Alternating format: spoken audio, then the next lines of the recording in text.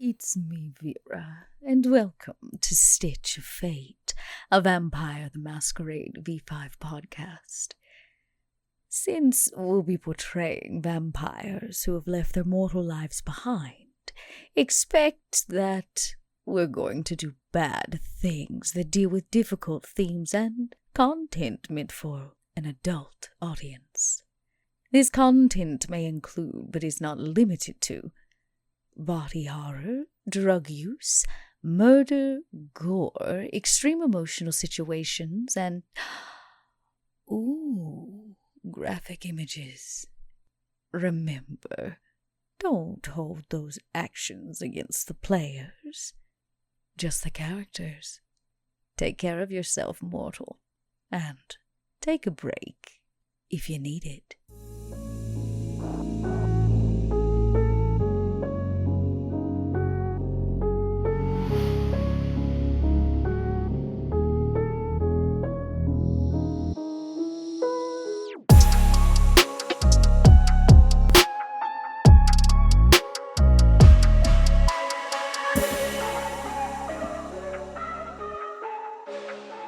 Hello, everybody, and welcome back to Stitch of Fate, a Vampire the Masquerade 5th edition podcast. As always, I am your storyteller, Mike Martin, joined by my wonderful 3 players today, Dot, Josh, and Mark. We are sans bub today, but that's okay. Hey, everybody, how are you? Good. How you doing? Oh, hanging in there. Excited. Yeah, everything's good. My audio quality is like 95% back to where it needs to be. Just got a little echo of an empty room to kill off, and then we'll be back to some solid audio. So thank you, listeners, for dealing with that for today. But I'm excited to continue season 2. Today's going to be a really exciting episode. I don't think viewers are prepared for what is to come. I imagine episode 1 left many of you with many questions. Whether we answer them all today or not is left for you to discover in the next hour or so. So, with all that said, let's rein everything in, set the scene, and see what our coterie is up to. The first sounds that greet our ears are that of heavy plodding footsteps of bare feet on a smooth wooden floor. There's a gentle groaning in the background, maybe even words that are trying to be said from a voice that, if listened to carefully, one who is familiar with it could place as Tommy the Mouse. And as those sounds come from this room and those footsteps grow closer, our vision is greeted with a wonderfully bat-like looking human/man, adorned in maybe a robe, or what would Max be wearing if he was going to soften up a victim being held prisoner? Well, I think the bathrobe is more for relaxing in, and this is work. So Max is in his typical hoodie and trench coat. He's probably got a few implements hanging from his belt, but mostly he's using his fists. So, and you'll have to pardon me. I wasn't actually sure if this would be considered relaxing for Max or not, whether he wants to punch someone in the face to relieve a little stress. But it's that figure that we're greeted with in the hoodie and the pants as he walks out with, like you said, assorted tools, maybe a hammer that looks like it might have a little blood dripping from it, maybe a billy club of some sort taken from a cop that you maybe put out a few years back. But when you step out from that door and you shut it behind you, locking it from the outside, and the moans of Tommy the Mouse get muffled even further, the camera pulls a little wide, and we see standing on the outside, dressed in her fine attire, our dearest Vera, looking patient, waiting for Max to finish the job. And as the door shuts and we hear the clunk of a heavy metal door, what room are we actually greeted with here, Vera? As like I said, the camera pulls wide and it reveals you. It's actually Vera's haven, which we've only ever seen once from Sean's brief visit for a very strange conversation. But I imagine it's just like you picture. There's like a clawed tooth tub, but it's made of black marble. Over in the corner, her bed is under a giant black velvet canopy, the whole 9. And the one brick exposed wall at the far end of the room, just next to the mirrors and the ballet bar, is a set of chains, where I imagine that's Tommy is being held. And that's what the viewers are greeted with. And Vera, you know interrogation is to come. But tonight's the first night after having taken him into custody that you have him. And we all know you need to present the threat that he needs to be afraid of when you begin to ask the question. So a little softening up, a preparation for the punishment that could come, is something that you serve to the most important of prisoners that are left here. And Max does his job exceedingly well. Night 1 is complete, and you have plenty of other business to attend to. But there's still the question of what to do with Tommy the Mouse, and that weighs heavily on Vera's mind as Max stands next to her. Okay, Vera. I think he's about as softened up as he's gonna get. Well, the question is, what do we do with this sad piece of man? I mean, that's your call, Vera. I've already done plenty to him, if you know what I mean. We hear a crack as Max rolls his neck and stretches out his arms and shoulders. Well, did he give us any important information? The only thing he did was beg you to stop, and that became unintelligible when you put your fist into his teeth. Yeah, I gotta be honest. I haven't been asking him any questions. Was I supposed to do that? No, I just wondered if anything managed to eke out of Tommy the Mouse. Oh, yeah, he eked plenty. Good. There was lots of ekes. There was some ooze and some a lot of please stop. For Christ's sake, I'll do anything. Yeah, stuff along that line. Well, he's really messing up the feng shui of my room. So, his disgusting body is going to have to go. I say we give him to the Russians. Fair enough. Oh boy, I don't envy this guy. You think that I was rough on you? Just you wait. And we hear as that sentence finishes the beginnings of the heels clacking on that hardwood floor as Vera and Max stride down the stairs and make their way from that upper floor of Vera's Haven in this club down to where Sean lingers a little longer. It's Max knows that Vera has business to attend to with Sean. Whether Max sticks around for it or not, I'm not entirely sure. It's not super private conversation. In fact, it's a conversation that Vera has already had with Max about what to do with the drugs. And as you make your way down to a more common area of the club and pass through the dance floor and the kitchen into the back area and down the stairs into the concrete basement of the blood room, there Sean is standing and maybe even casual. I imagine. I'm sorry, I'm not trying to direct Sean and take over him. But there's a part of me that as I come down and the camera follows Vera and Max and we go into the blood room, we actually see Sean leaning up against the wall near Prince Panhard, having extremely casual conversation with her because fuck it, why not? But that's... Oh, yeah. Every now and again, he pokes her in the cheek and it's like, you're a terrible listener. And that's the scene we come into. You catch the end of a sentence you couldn't quite understand because he was around the corner, but as you turn the corner, you catch him with his index finger deeply in the cheek of the prince and pushing her lilting torpor head to the other side as he says, you're a terrible listener. Hey, kid, here's a little tip. We're not actually sure how much she can remember and experience in this state, so there's a chance that she's gonna remember all of this. Maybe just keep that in mind. Then she will be very well informed on my sexual adventures. Oh boy. Sean. Okay. What have I told Just you? keeping her entertained. The prince does not need, or I assure you, want your entertainment. Well, ask her. As he points and the camera kind of deadpans from Sean down to Prince Panhard, and we catch her dead gaze staring at the wall to the right. Vera kind of strolls over to him, like into that space, and she says, Sean. And Sean, as she strolls towards you, there's almost the echo of what a chill would have felt like. And maybe you're even feeling it. It's hard to tell. You sit somewhere between dawn and dusk. But as she strides towards you, there is a feeling of a predator approaching. You felt that your beast rise in that occasion when you're certainly in the presence of danger. And in this moment, your beast truly kind of recoils. If you can feel it push to the back of your rib cage, like physically a pit in your stomach. But as soon as she says your name and her posture changes, all of that immediately dissipates. What does it need? Since we're working very hard to bring the prince back to us, I imagine you're going to want her thanks and not her wrath. Consider yes, that the next time that you put your finger where it does not belong. Don't make me regret what I'm about to do. Okay. The drugs. Oh.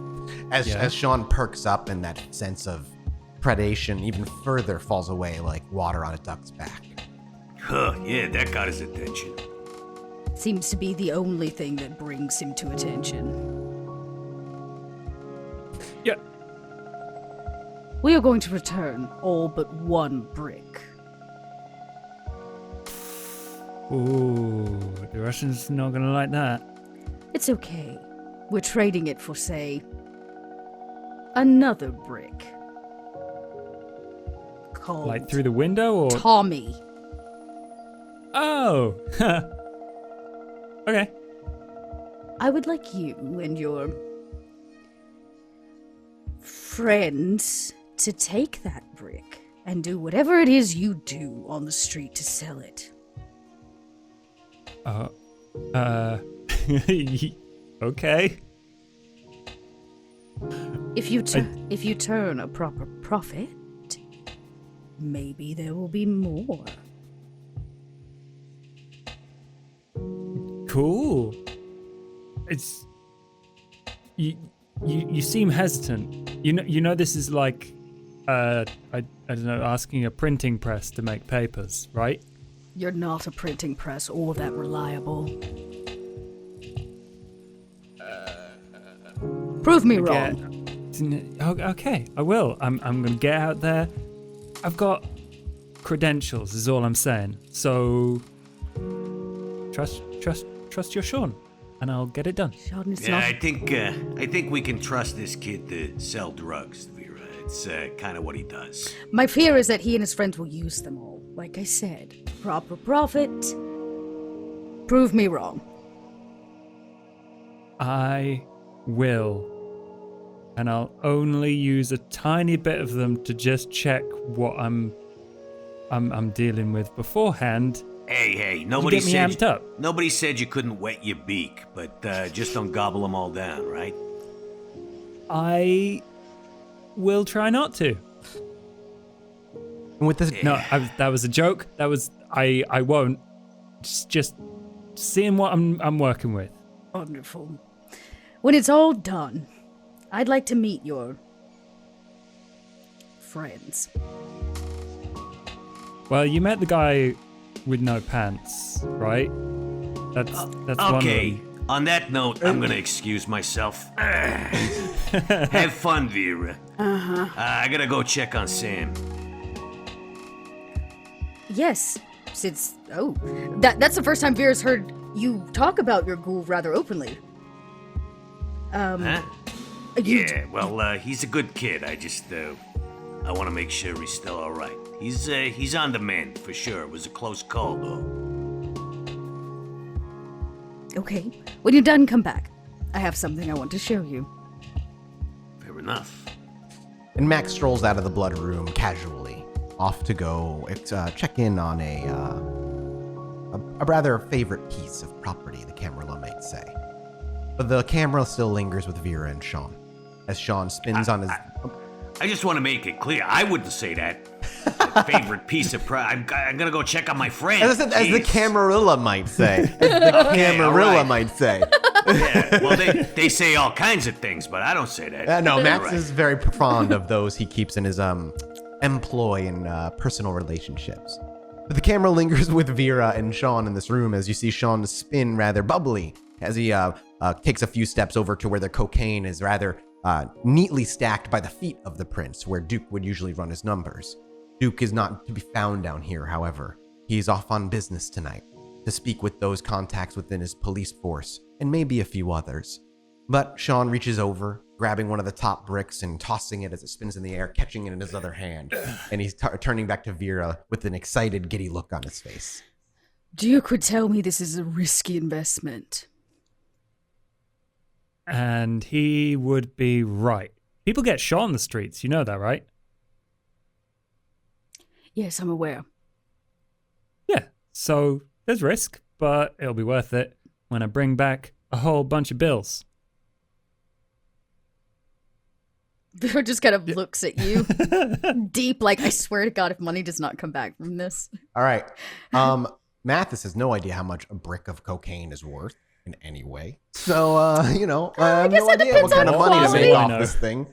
But this is going to be, so I am not going to do, you're going to go on the streets over the course of, I imagine, a few nights to try and just hawk this. Give a few to your other dealer friends that you know and really kind of spread it out as best you can. I'll end up having you make like a charisma streetwise roll. Charisma finance would be acceptable if you wanted to use underlings instead of you going out there and selling it yourself a lot more. What approach is Sean looking to take with this cocaine? Sean's looking to just hit the neighborhoods he knows, and quickly. So like 1 to 3 nights at the maximum. Like get it all done, get it all out there as quick as possible. By just he's gonna call on his buddies. Okay, so I'm gonna do a charisma finance roll. You're gonna be more. Oh, no. Do you have? Wait, no, he's going out there himself. He's just gonna. Are you using your allies? Is that what you're looking to use? Yes, okay. I do have to. I have to roll a d10 because that's how they're reliable they are. Yes, correct. It's like a 50-50 chance. So let's see. What do you want to do? You want to do odds they help, evens they don't?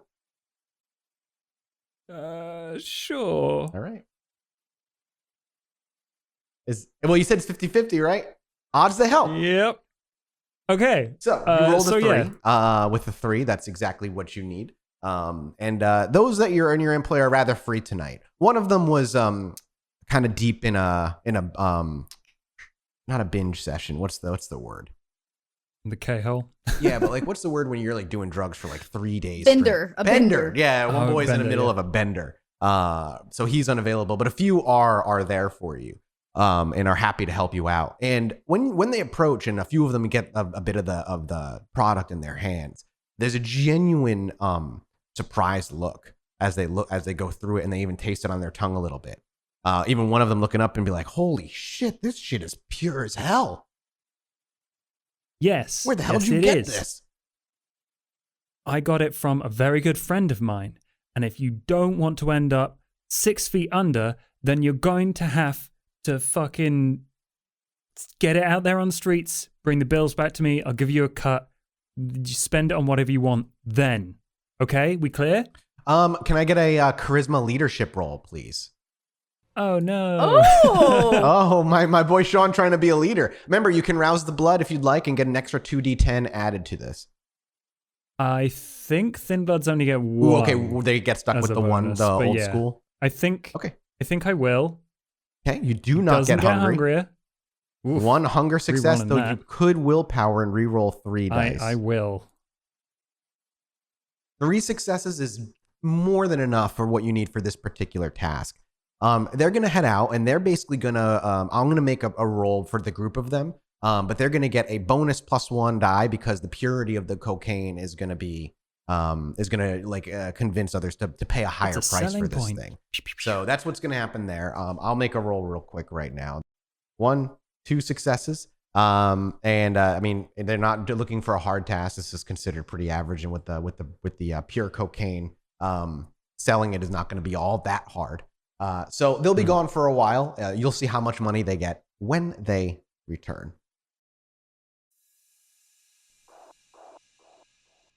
Oh, hi. It's me, Vera. While you're taking a break, take a moment to visit dieharddice.com. Die Hard Dice is a sponsor of this little podcast. They make what we do possible. During checkout, make sure to use the code STITCH-FEB and you'll get 10% off your entire purchase. And we get a little cut for our own resources. Sounds like we only roll with the best. Mm-hmm. The camera then hard shifts and hard cuts back to the club, but not to Vera, but instead Max, into his little closet where he's been keeping his ghoul, who was caught in a rather unfortunate attack on a hospital initiated by a dear long-lost sire who got his not too long ago, just a few nights ago at this point. And as you open the door to check in on him, as he's been healing for a couple of nights and you fed him your blood, or rather he's a ghoul, so he heals rather quickly. He's actually sitting up on the cot, legs swung over as he's rubbing his wrist, and you see him rolling it as he's cracking it. Then he turns up as the light from the outside pours into his little state, and he perks up a little bit, certainly looking worse for wear as he's wearing the clothes that he did when you brought him here. But his physical self looks much more flush, much more alive. He looks brighter, healed. No more blood, no more cuts visible on his face. And as you walk in, he quickly pops to his feet. He's like, boss. Hey.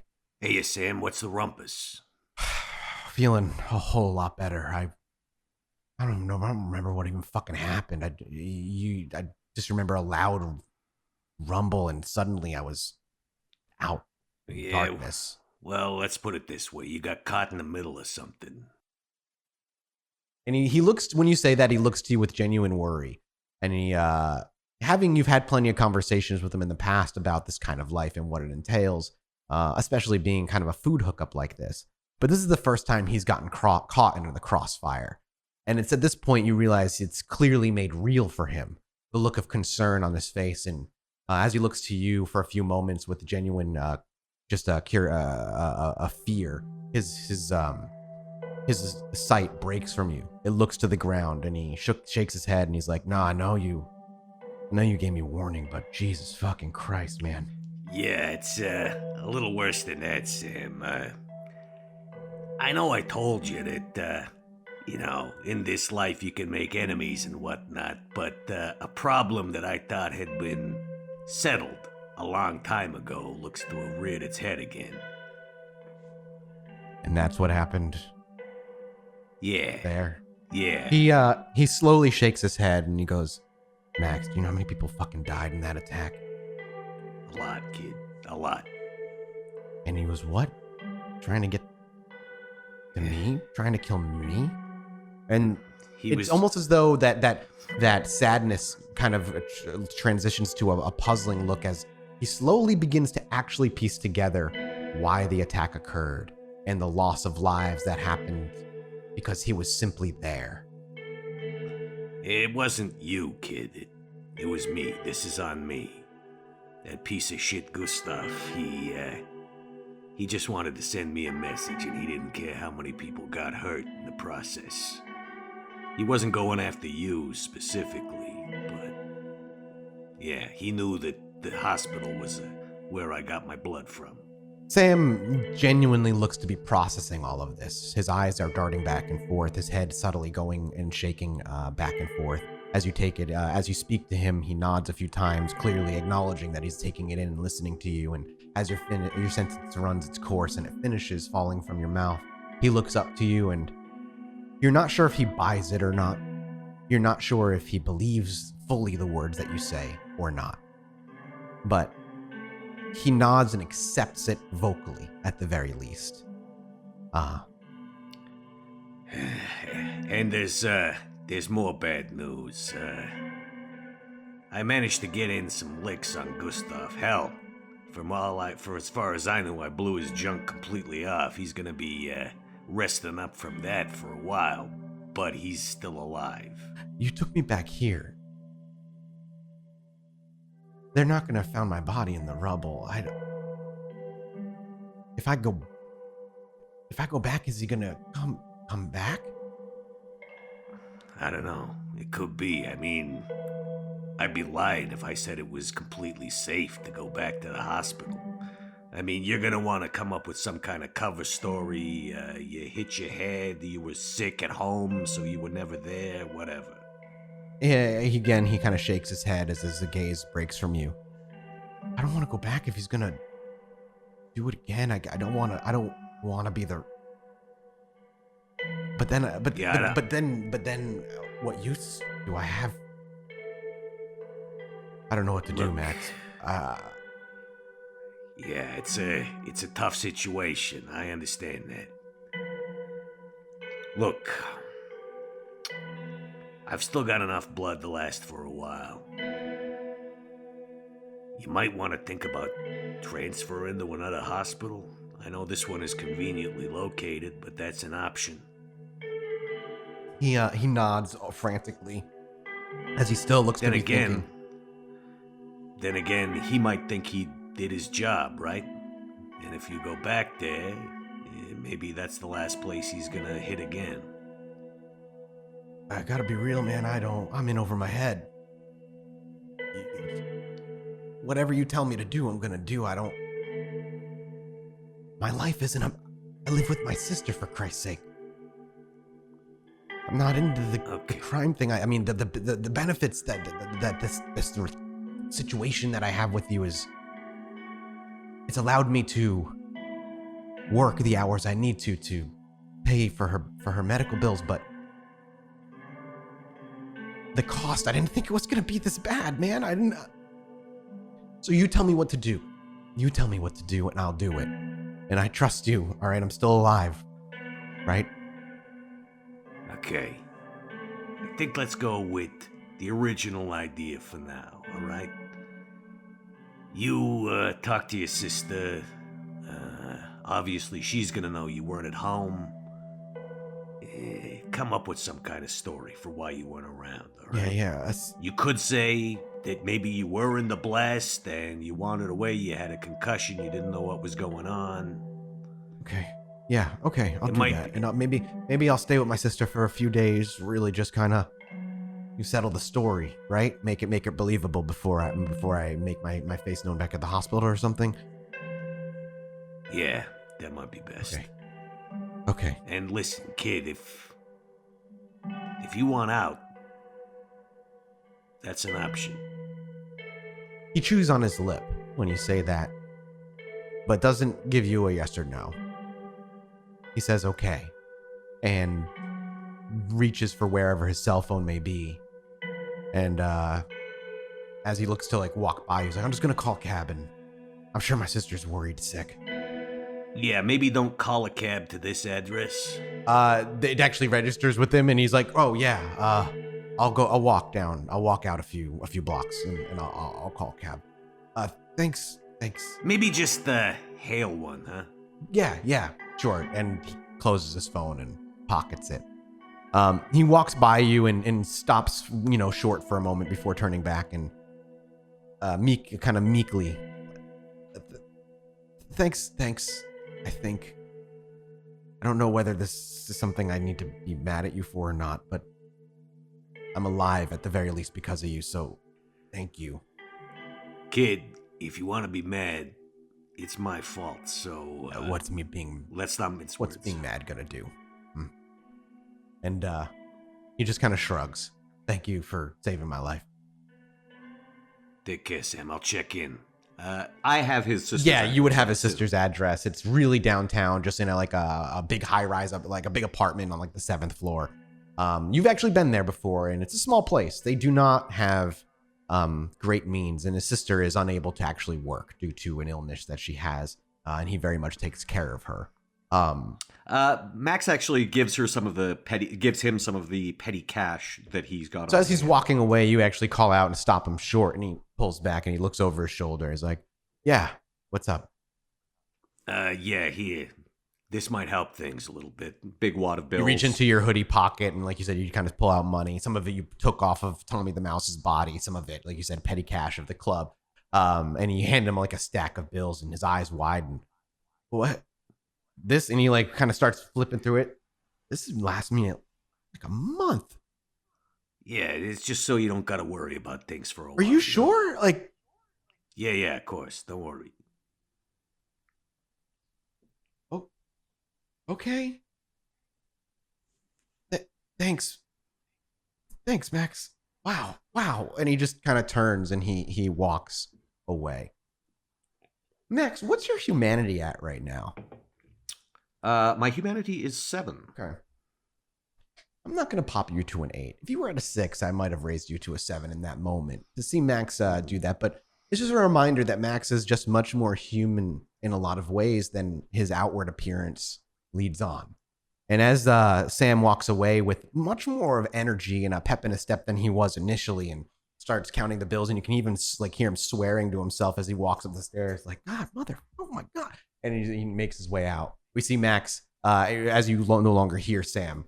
Where do we see Max go from there? Does he get to just stand there and head into his room and spend some time in there? He does know that Vera wanted to speak with him as well.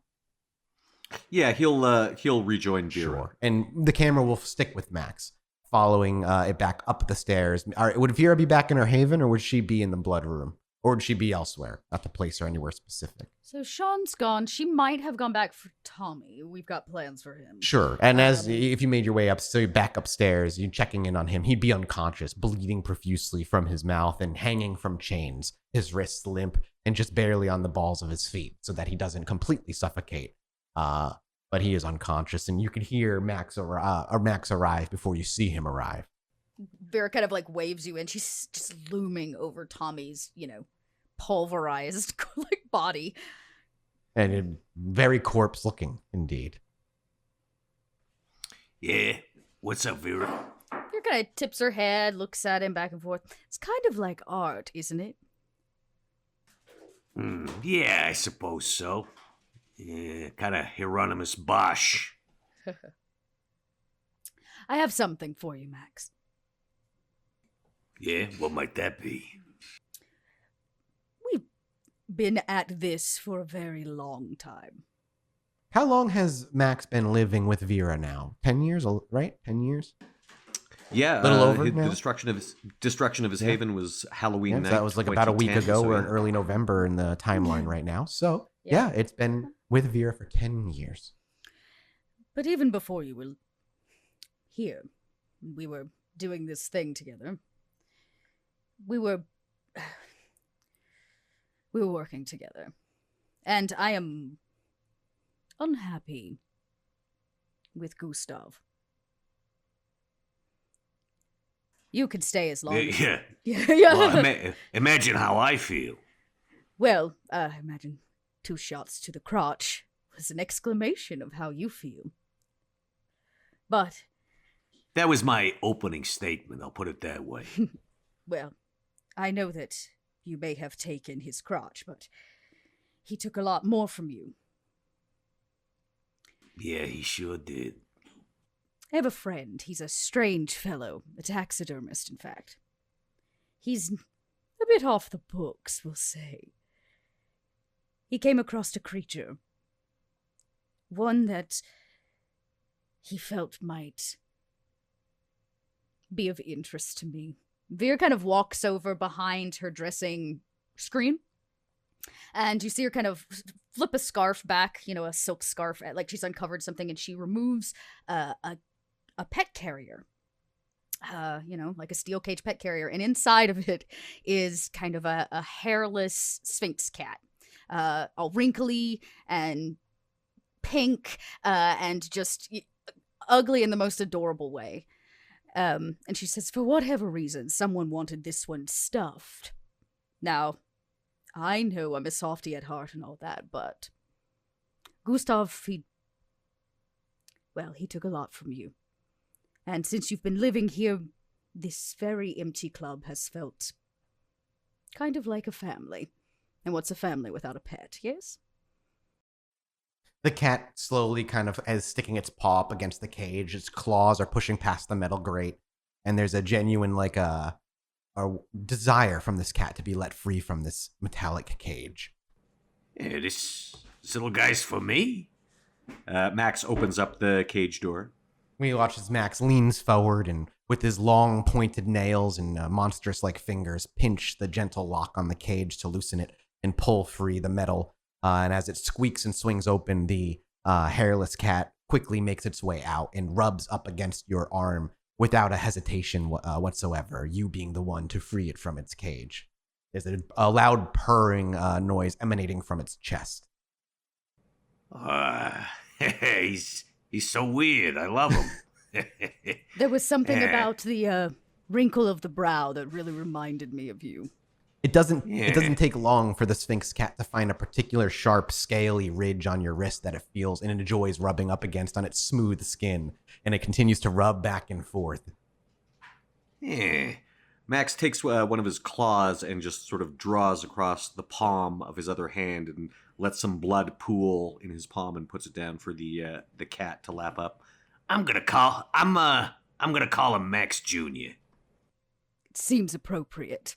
Welcome to the family, Max Jr. A second habit, a muscle memory kicks back in as as you're even talking to Vera, so nonchalantly slice open your palm and just bring it down for the cat to lap up. Just continuing eye contact with Vera and speaking to her. And Vera, you for the first time, as the cat walks over and laps up a few drops of the thick vitae that falls from his palm before quickly healing back up. There's a life to Max that you only really see when he's enjoying business or something along those lines, or Sam comes into the picture. But there's a genuine pep to his step, almost like a childhood giddiness as he gets excited to see Max Jr. step forward. Max Jr. laps up like a few drops, and you can feel your palm heal quickly. And as you do so, the cat looks up to you with big eyes. You see its pupils dilate, and it very quickly like kind of just sits by you and is purring quietly up against you. Yeah, I'm gonna have to get him like one of those little scratch and post things. As long as he keeps the Nosferatu rats out of our club, he can have anything he wants. Oh, yeah. Yeah, you're gonna be a big, strong fella, aren't you? Yeah, that's right. As you speak to it, it gives you like a little chirpy meow mid-purr. Mm-hmm. Now, I can decide what discipline to give this cat. I believe right? that's correct. Yes, I believe that is how that works. What would a cat with a point of potence be like? What power of potence would you give it? Is lethal body a level 1? Is it? Okay. And is that the one that adds a dot of potence to damage it does? Okay. So the cat would it would basically do 1 point of aggravated damage every time it successfully does damage to something. So it would be capable of like gutting someone. It could. It could fuck up a mortal real bad. And you watch, it doesn't like change physical form too noticeably. But you do watch as the blood imbibes the body, as the cat purrs and sits itself next to Max's wrist. You see its muscles kind of define itself a little bit further from the skin. A few of the veins get a little thicker. A few of the lighter, softer wrinkles disappear as the muscle tones themselves. And the cat becomes noticeably more in shape over the course of a minute or so before your eyes. There you go. Nobody's gonna fuck with you. Yeah. Would Max put the cat on his shoulder? Is he let the cat kind of wander? I'm curious what kind of cat person Max is when he has a pet cat. I would say, yeah, definitely. It perching on his shoulder would be a thing you would see, but it would also just like sort of wander. Sure. Freely. So we actually see as you pet it and then kind of stroke it as you watch its muscles become slightly more defined. As you open your palm, it kind of walks up on your wrist and hops from your wrist and does a quick leap up to your shoulder before kind of pacing and balancing itself and finding its balance on your rather monstrously wide shoulders, and then comfortably sitting down on you and kind of leaning up against you. Vera seeing this whole process happen over the course, like I said, of about 5 minutes. She watches very, very quietly from the shadows of this, shadowy basement. And if she sees happiness, if Max is a little happy, you might, if you were looking close enough, see Vera crack a smile. The camera is heavily honed in on the side profile shot of Vera, just close enough, and as it zooms in so we can no longer see the eyes as they fall out of frame, and we simply see just your gentle tip of your nose and your steadfast, stoic lips. And just as your lips crack the gentlest smile, we hard cut to the streets. We're greeted with the sounds of honking horns and screaming people. Sean, you've been hawking cocaine now for a few hours.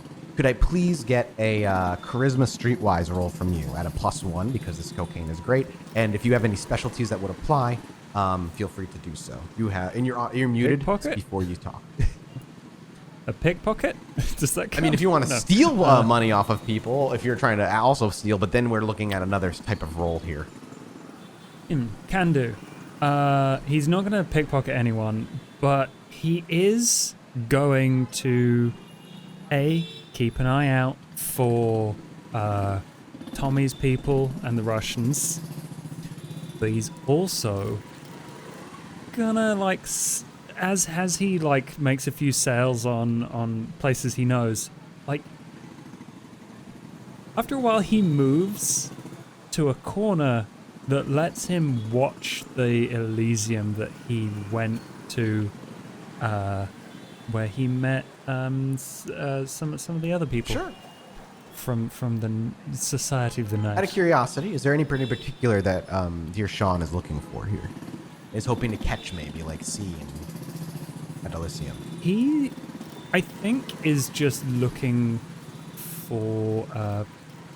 He's probably going to see if the sheriff is moving about, but he's also, checking for thin bloods. Okay. I think that's something he's doing. Sounds great. And he's going to willpower that. Yep, you rolled your because first. Give me re-roll 3 of them.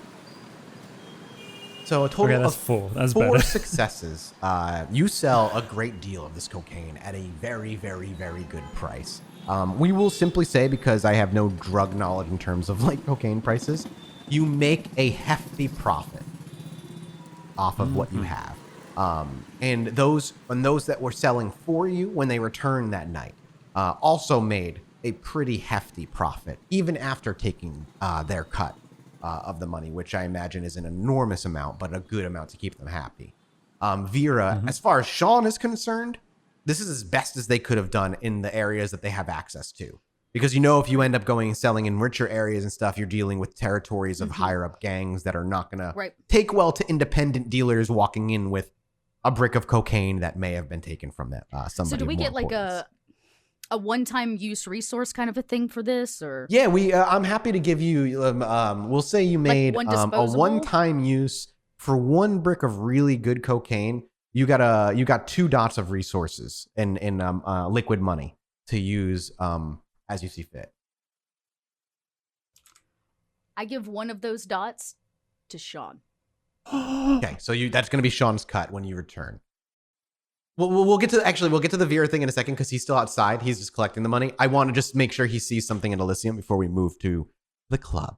Because he's saying looking for thin bloods. While you see no thin bloods, however, you do see Kadir at some point make his way into Elysium. He seems to have a few words with some other kindred on the inside. You can't quite tell who it is. It's not Larson at the very least. You would know if it was. But the man seems to have glasses. Oh, actually, you did meet him. This is the Harpy, Arturo. Yeah, he doesn't like Arturo. Yeah. They have conversation for a while before Kadir quickly slips away into the night, never catching eyes on you, and you staying rather out of sight and watching from a distance. Oh yeah, he's going to use his obfuscate power. So you will stand as still soon as he sees and them. not be He seen. stands still and disappears. But with 2 dots of resources and profit to return to the club, Sean is rather successful this evening. And as he enters and pushes his way through the mass of bodies that are dancing away at the club this evening, through the heavy thumping music that radiates and causes the whole building to vibrate, Sean makes his way downstairs. The crew that you had for this particular evening, you asked to stand guard on the outside to watch your club for this evening. It's part of the deal for taking a cut of the money for this evening, and having people watch the club is not something that out of the ordinary that you do when business needs to be tended to, and you have a large amount of money in liquid cash on you right now than you typically would on any given night. So having some of your allies walk you back as bodyguards to keep you safe, and then stand on the outside until you give them the go-ahead is all part of the finishing of the deal as you make your way downstairs. It's also smart because the backpack that he's got the wads of cash in is just a ratty old Exactly. thing. I'm sure there's visible, it's not a very secure There's bag. holes. Basically, what we're saying is Sean's not an idiot and wouldn't walk around with money that amount on the streets. He's been a street rat for a while. In case he randomly gets assaulted or like pickpocketed, literally anything could go wrong. So he's prepared. Sean, as you make your way downstairs and as the door behind you shuts and the music gets muffled further, you believe it's actually one of the groups that is regularly played by the DJ here, Prism. You can hear their music in the background thumping wildly. You actually see Max and Vera having a conversation, the casual one, just outside the blood room, and Max has a new critter on his shoulder.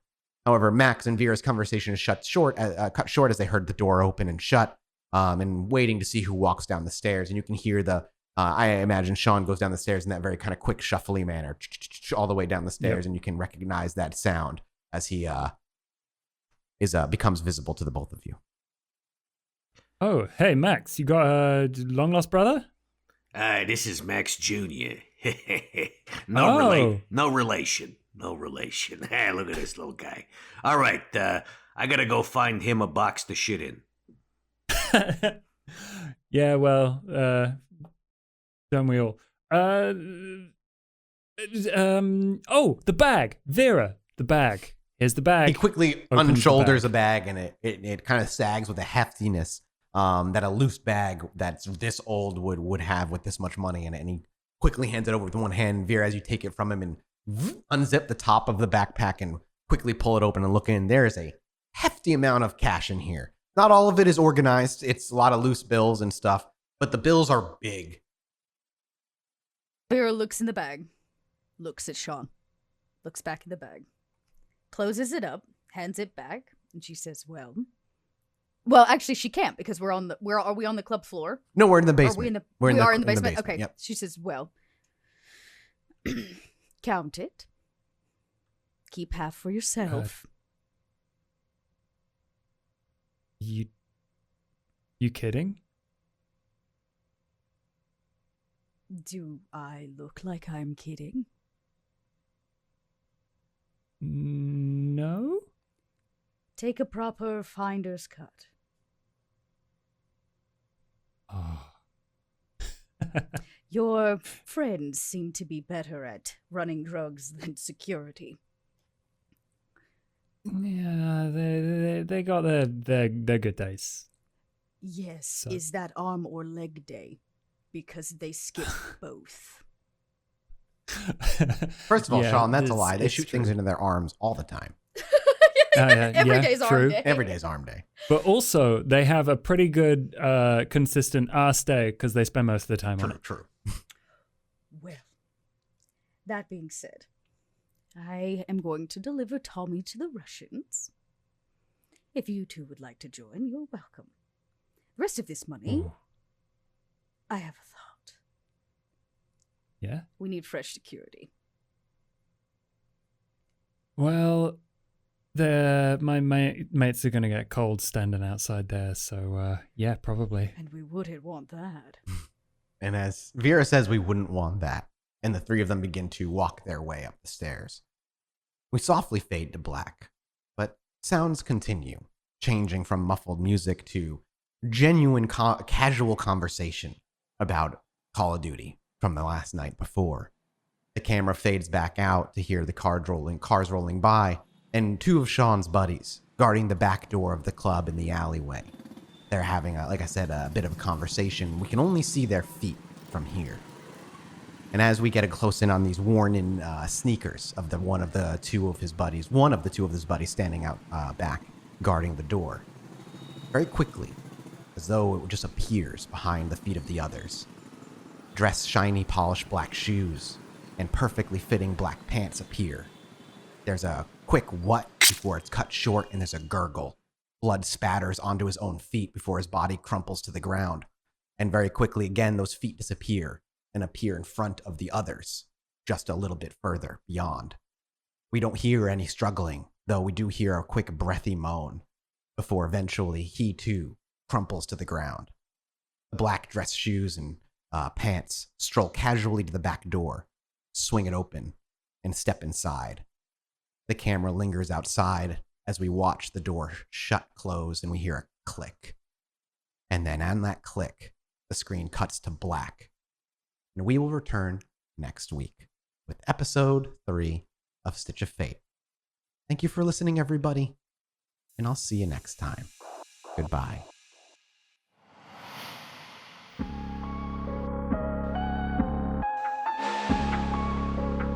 Oh, before you go, do Vera a little favor, would you?